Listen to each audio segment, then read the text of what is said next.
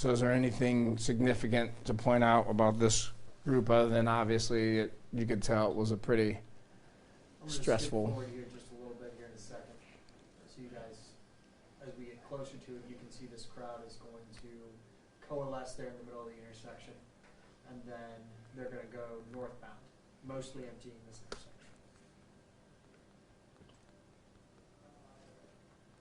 So here's 2 minutes later.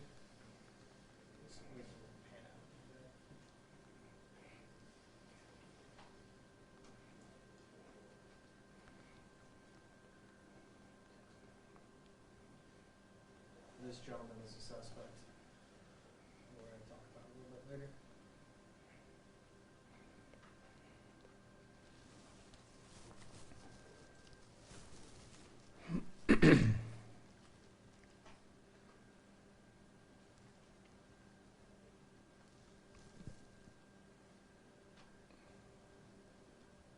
So you can see, looking at these vehicles, multiple vehicles just point in the wrong direction, some parked on the curb, people riding on top of cars, the same stuff you guys all saw in the downtown area.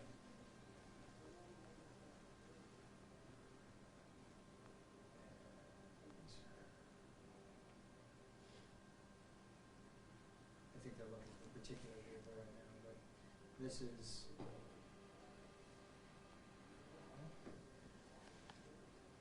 the eastern edge of the crowd here. So now, yep, they are taking off north. Looks like the group is heading north on High Street from Broad. We're going to skip forward just a little bit more here. And we will see Mr. Hawkins. We'll kind of get an idea of how many people were still in the intersection from above right before he tries to make his way eastbound. So here's Broad and High. They're still heading northbound here on High Street. A lot of these cars are going to go with them.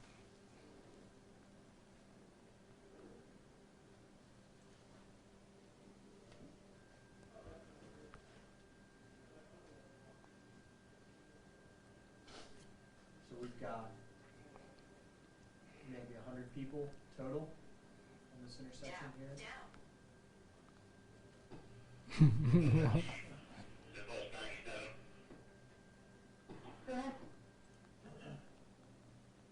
Most of these people are going to be kind of stay right where they are. This is at 7-Eleven. Mr. Hawkins' car is going to pull through this intersection in about 2 minutes. We're just going to see him on frame for a second here before I switch to the social media video.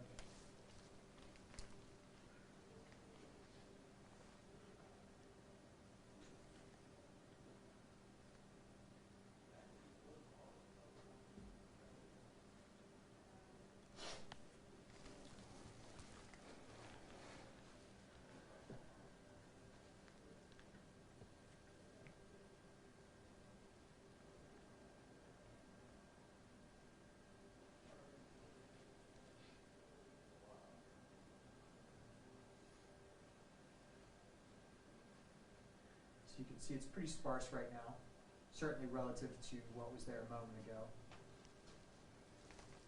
And when Mr. Hawkins was interviewed by detectives, he stated that he had interacted with similar sized crowds before at city events and been able to navigate the crowd by just driving slowly.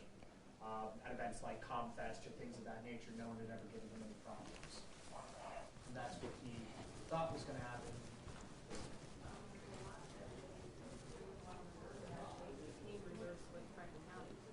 Because they have a reserve program.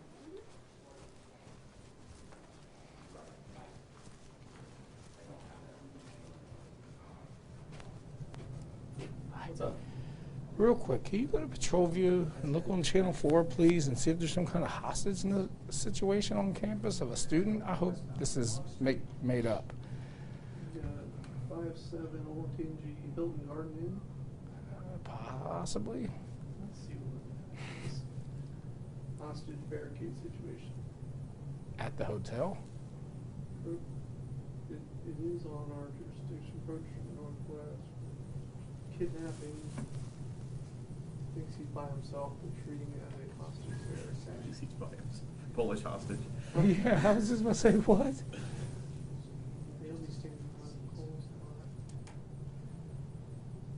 So this So just it looks came like in. it's on OSU police and we're standing by for them. Could you do me a favor and print that off, please? Because I'm like, man, I got that call quick. That just came in. Yeah, it came 37 yeah. Alright, should be right. Thank you, sir. Yeah, thanks, sir. Oh, quick. This is all the social media that has already been presented to us. Okay.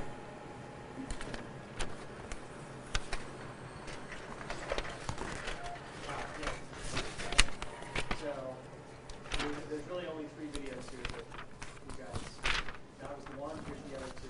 So this is as Mr. Hawkins is right where we just left him. He's going to get confronted on the driver's side of his vehicle.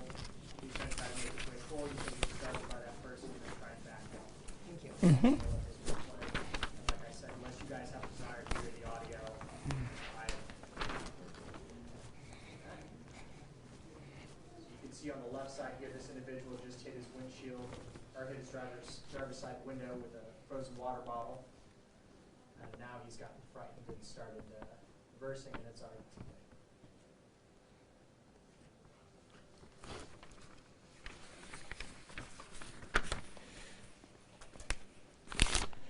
So it's on OSU's jurisdiction. Yeah, But okay. I guess there is somebody in there, but they're not sure if it's what it is yet. But they're Okay. treating it as they are treating it as a hostage barricade, but they think he's by himself in this hotel. Apparently.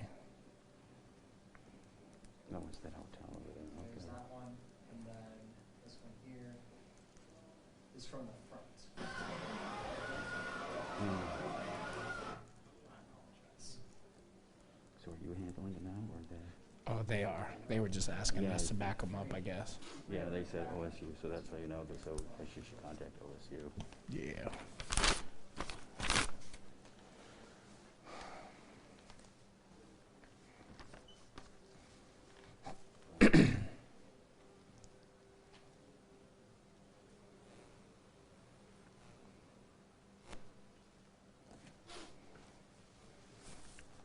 Lacey, I'm pretty sure you know this. Correct me if I'm wrong, but was he not on his way to see his mother at a gravesite with flowers? Do you know about that?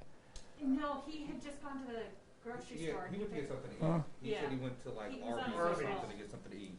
And he was on Right. his way back and decided to take that way to see what was going on. That's what he had when I interviewed with him. I think he was directed to go that way because he had asked some officers what would be the best route to go. Oh. So we have a different version. Maybe he didn't feel comfortable telling you guys, but I mean, I'm going to put it out there publicly because that's important to me, part of the story. You know, I don't know how you guys feel about it since we talked about it, but I'm going to explain. Maybe, when he spoke to you guys, he didn't, but you'll see portions of this where they took the flowers out and. He didn't mention that. I remember when I interviewed, he mentioned that that's what they were in the trunk for, but he specifically said that he was going to get something to eat, Mhm. driving back, Mhm. and took that route. Right. Now, the reason why he took that route it was unclear to me, whether he was directed or whether he was just trying to see what was going on. Mhm. Yeah, I didn't ask what the flowers were for. Well, as He far as doesn't just love flowers. right, well, he was going to eventually take them to his dead mother's gravesite that particular day. I don't know if that was the date of her death or her birthday, but there was some significance to that day. But I just think that's a extra cherry on top part of the story that really burns me up. So I'm gonna show you the images, and then I'm gonna pull the videos back up and go back frame to frame of why we're looking for the specific people we're looking for right now. So this is the first person that confronts him. This is the person on the driver's side of the door that throws frozen water bottle into the driver's side window. You see, like within a second of that impact, he throws the car in reverse and tries to back out of the crowd. And here's why. This person's trying to break out his window with a frozen projectile.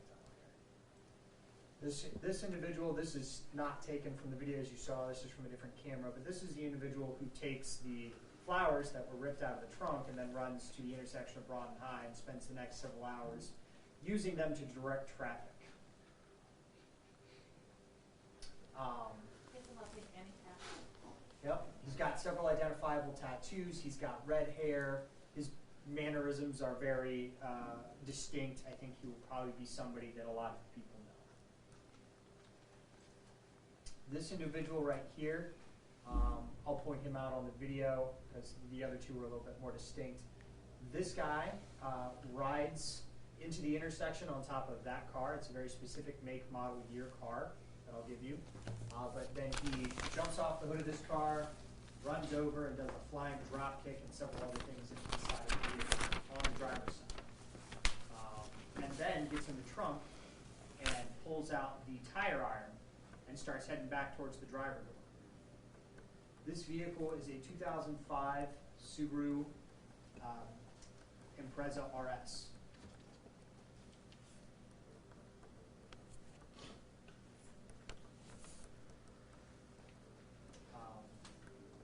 There's a chance it may be a 2004, but it's most likely a 2005. We very much like to talk about that. The last, second to last. This is the gentleman I've dubbed Nike Dad because he's wearing Nike shorts, Nike shoes, Nike socks, a Nike shirt, and a Nike hat. Nike Dad because he brings a child to this. In the crowd prior, he is escorting a small child. That is with him. He's giving the child water, things of that nature. So this is May 31st. This is not May 28th or 29th. This is not an unknown situation.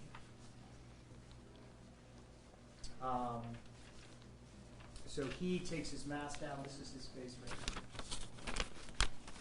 Everything else, you can see where he's trying. He actually takes something, some large projectile, tries to break out the rear passenger side. This gentleman, as you can see, is breaking out the front passenger side of the windshield. And this is the gentleman who runs and stomps in the driver's side windshield. He appears to have some tattoos on the right arm, just based on the difference in coloration between that and his left arm. And we're going to go back to these videos frame by frame here real quick.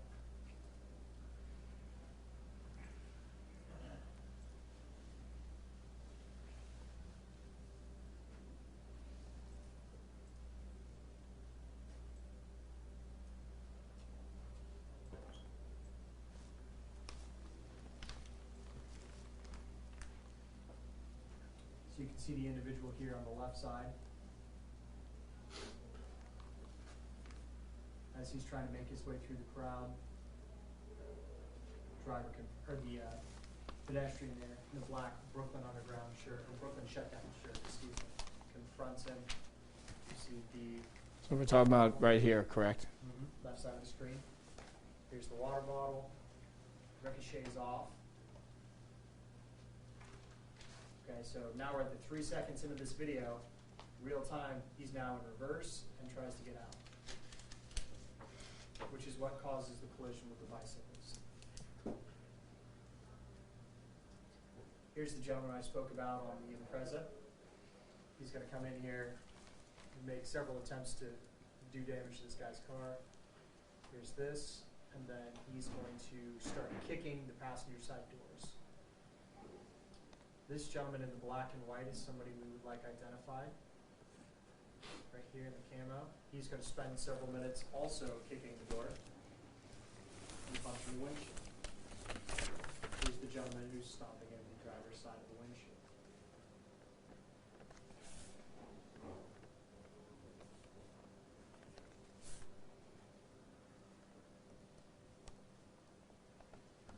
Here's the guy in flannel, literally both feet off the ground doing a flying kick into the car.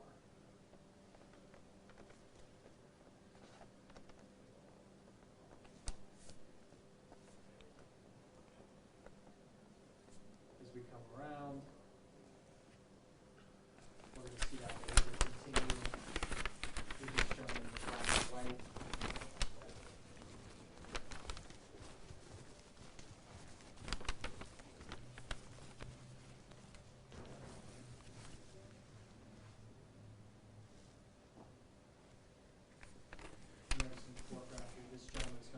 bicycle and start caving in the front passenger side. As Nike Dad comes in here with appears to be a water bottle, but he goes for a heavier projectile. a little bit.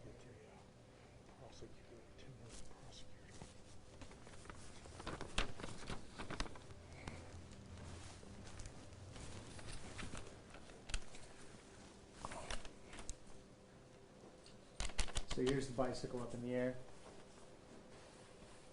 And we're now caving in the windshield.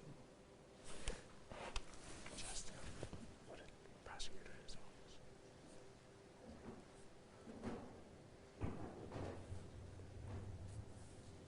He's going for a second swing up here. Yep, I know.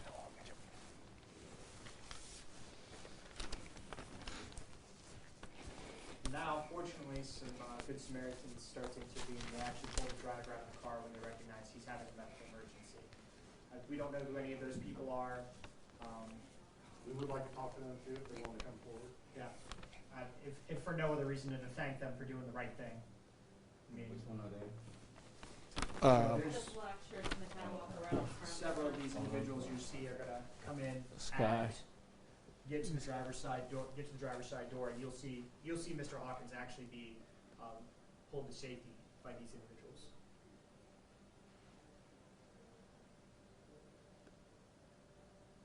This is the gentleman who is wearing the black and white. He's wearing a camo shirt. He's the one who was kicking the car just a little bit ago. He's now decided he wants to come around to the trunk and start taking stuff out. He gets confronted by this gentleman who is a medic of some sort as he's trying to kick the car some more. Here's a guy in flannel as he comes around to the trunk to get the tire iron.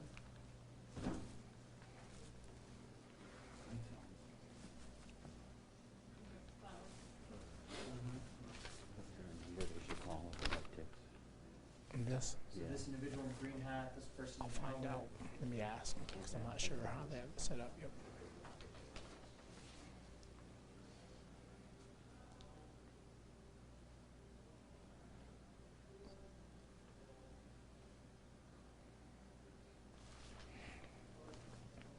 You can see the tire iron is out in his hands here.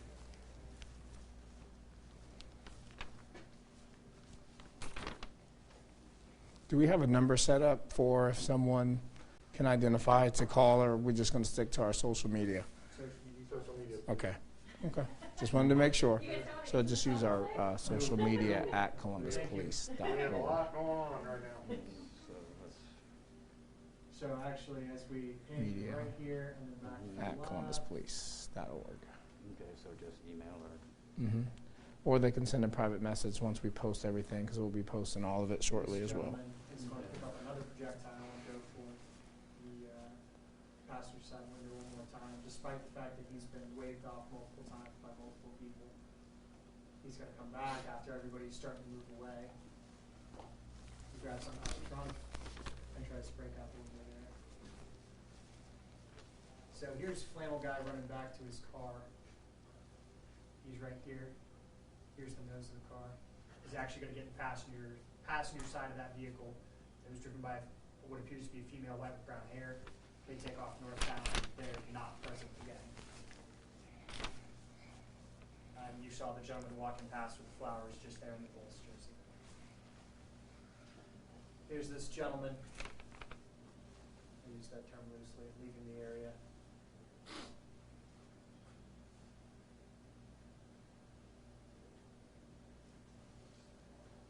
Now you see a lot of the other protesters starting to guard the car. Is that the last video? Yes. Okay, cool.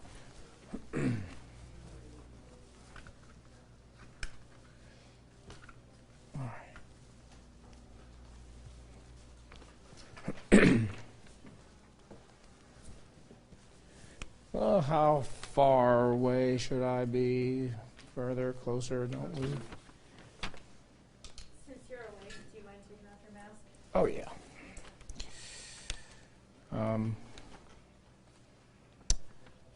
So first off, I just want to commend Ron O'Brien and his office for allowing us to do this. We've worked very closely with him specifically with Jason Manning and Steve Schott, and they have done an incredible job going through the hours and hours and hours of footage that we received and tips and pictures. But most importantly, prosecuting Attorney Ronald Bryan and his office has done an outstanding job working with us, not just on this case, but other cases related to the civil unrest during the summer. So I will just start with questions. So can you kind of walk us through what they said before about the 5 guys who have been identified and how many need to be identified? What can citizens do?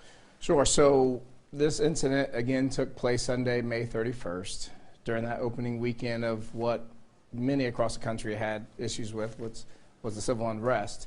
In this particular case, Mr. Hawkins, we had identified 11 individuals who had some form or fashion of damaging his vehicle, his property, trying to cause harm to him. So there were a total of 11 people we wanted identified. And thankfully, through the help of other people, again, through our social media and other actions, we were able to identify 5 to this point. So there are currently 5 people out there with active felony warrants for aggravated rioting, and we're in the process of serving those right now. We also have an additional 5, as we just saw here, that we are asking the public's help for. This is important for us to get these 5 individuals recognized so the prosecutors can also charge them as well. And then there's another one that currently is a juvenile, so because of that, we're working through some legal hoops, but the point is there's 11 total in this particular case we're looking to charge. And what do those 5 plus juveniles face? What charges do they face? Aggravated rioting or more? So yeah, so all 11 right now, aggravated rioting and the potential of more charges after, but the initial charge will be the aggravated rioting. What exactly does that mean? How much time could they serve, since that's a charge we don't see very often? Sure. So with a felony 5, it's the lowest classification of a felony, but it's still, in fact, a felony. So they could receive, I think an F5, I'd have to double check and I'll get back with you, but 6 to 12 months. Okay, not the 18 months. Okay, that's for the pre-existing, yeah. So 6 to 12 months they could find, some jail time. But the important part of it is when 5 or more people are engaging in this type of act and it's so aggressive, that's what makes it enhanced to a felony. We saw so much destruction, especially the first few days of the protests.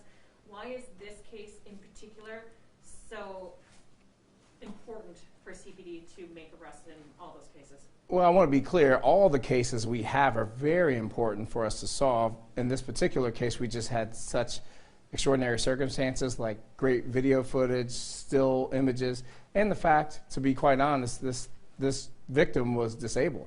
I mean, this victim has some severe health issues that potentially could have killed him in this situation, literally killed him. So it's important that we focus on this case as well as the other ones, but we want to definitely make sure that we will not tolerate this type of behavior. I've made it very clear, Chief Quinlan has made it very clear from the beginning that we do not mind protests, peaceful protests. What you just witnessed was destruction, rioting, looting. What you just saw was criminal acts. There is nothing about protesting in the videos you just saw.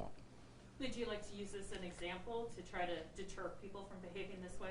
Absolutely. We want to show and serve this as an example. And again, that's why I go back to Ronald Bryan and his office, and we're so thankful for him to have the ability to do that, because right now in these times a lot of people are very hesitant to want to put charges on anybody as it related to anything with the protests. But again, I go back to there's a clear, distinct difference between a peaceful protest and a criminal committing criminal acts. You said you're also looking for Good Samaritans who were there, witnesses. What should they do? Why is it important you talk to them? Why do you want to speak with those guys? Absolutely. It's important, first and foremost, because Mr. Hawkins is someone's family. And if that were your uncle, your father, someone in your family, I would hope you would want the public to help if they knew something to get these people prosecuted. So it's absolutely vital in any crime that we have. The more help we get from the public, the better off we all are. And you've seen these guys on video. Were they involved in any other incidents, any other, same kind of rioting in other situations, not just this one? Well, right now we're going to focus on this particular case, but I know from the detectives and some of the prosecutors working with them, there may be potential future charges, but I don't want to speculate too far into that without getting with them specifically. But I know in this particular case, we're just going to focus on making sure we can get them prosecuted to the fullest extent. And what was Mr. Hawkins doing? You said he was just driving. Yeah, so he was on his way home. He had just gotten something to eat. But a side note, when you look in the video, you can see that flowers were taken out of the car. And why that's troubling to me on a personal level is, you know, he was going to take those flowers to a family member's gravesite at some point. So not only did he have this traumatic incident happen to him personally, but they went in, took his personal items, and then they destroyed them for someone he loved that is no longer with us. And was he injured? And you know, it looks like they're going after him. Was he hurt? Yeah, no, thankfully no injuries, but you got to understand there were no physical injuries, but think of the mental effects, the long-term lasting effects that this had, not just to Mr. Hawkins, but to anyone during the protests who were physically or mentally abused or hurt. Like, this is going to be a stain in their mind for a long, long time. So you said this isn't the only case that CPD is still looking into. For those who think that, well, the protests were happening in May and June, we're now in November, no more arrests, right? Is that not the right mentality? Well, no, because it's important to us, no matter when it happened, to follow up on things, because like we've just said before, it's important for people to understand that regardless of the timeline, that it's not okay to behave or perform in that type of behavior any time of year. So just because it happened in the summer and it's over, it's still important for us to follow up, because as a police officer and as a police department, our responsibility is to the public to uphold the law, for everyone to be able to trust us and be able to make sure that we are doing what is appropriate when people are not being appropriate. So CPD is actively investigating several of these cases? We are still actively investigating several cases, yes. And what's important to that is I just want to commend all the officers who have spent hours and hours and hours of their life dedicated to trying to make sure that we don't miss anything and get people prosecuted that need to be prosecuted. Are a lot of these people local from the Columbus area, and do you have any information on just criminal background, or are they kind of from a wide range of areas outside of Columbus? So in this particular case, as far as the 5 that we're still looking for, we all believe that they are local. And I could tell you that 3 of the 5 have an extensive criminal background. We've seen downtown preparing for what potentially could come in the next few days. Do you think this is in some ways a message to people that if you come down here in the next few days after the election and you behave like this, we will find you, we will charge you? Yeah, I want to be careful. I don't want to necessarily use the word threat, because as a police department, our responsibility is not to threaten anyone, but we are making it very clear that this will not be tolerated again. And we are ready and we're committed to making sure that if people come downtown to peacefully protest, we respect and appreciate that. But just understand that these type of actions we saw behind me will not be tolerated. Do you have plans for tomorrow, or is there a plan for tomorrow in regards Yes. to the results? And what can you tell us? Will you be on standby? What Yes, can you so- expect tomorrow? Sure. So some of the things to expect over the next couple of days is we've worked diligently in establishing a plan to ensure everyone's safety regardless of politics, right? So we don't necessarily care who wins or loses an election, a decision. That's not our role. We're apolitical. But what is important is that we focus on making sure that what happened back in May and June does not happen this week. So we definitely have a plan. We have extra patrols. We have several other options that we have game plan for to ensure everyone's safety during this next couple of days. Will you have your field forces out, and how will they be able to control the crowd without some of those tools? So that's a great question, right? We will have officers in place in certain areas ready to respond to any incident that comes up. And obviously we want to use the minimal amount of hands or force or whatever the words you want to use necessary in the event that we have to control a crowd. But we have had quite a few officers who have done specialized training to help combat any issues that may potentially come up. Have you guys received specific intelligence that there will be serious uprising either way, or is this just kind of, we're going to be prepared just in case because of the climate? We won't get too specific into the operational plan, but I will tell you that a lot of what our plans are speaking to the current climate, and we want to be prepared. We learned a lot from what happened earlier this summer. Were there mistakes made by us? Absolutely. That's been fully acknowledged by everyone up to the chief of police. But because of the things that we learned back then, we are much more fully prepared to handle this today. We're at 140. Yeah. We have 2 months left of the year. What can you say to get people to stop? It's troubling. It's disheartening, right? As a matter of fact, just before our meeting here, I spoke with Chief Quinlan, and he has made it very clear his reasons as to why some of this is happening in our city.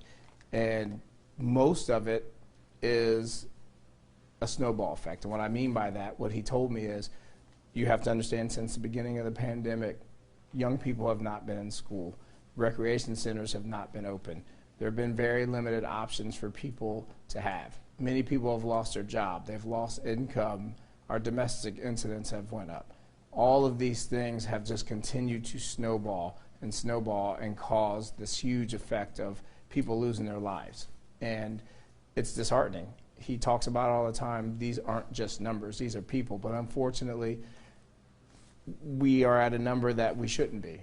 And all of these factors in 2020 has led to where we are. So we're just going to continue to encourage people. If you know someone who has a potential to get themselves in a situation where someone could lose their life, please do everything you can personally to help them, whatever crisis they're going through, to keep them from doing that, specifically gun violence, because majority of our homicides, unfortunately, have been by the hands of gun violence.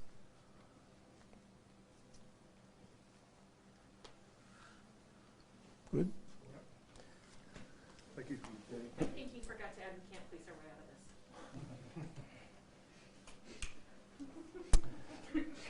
of this.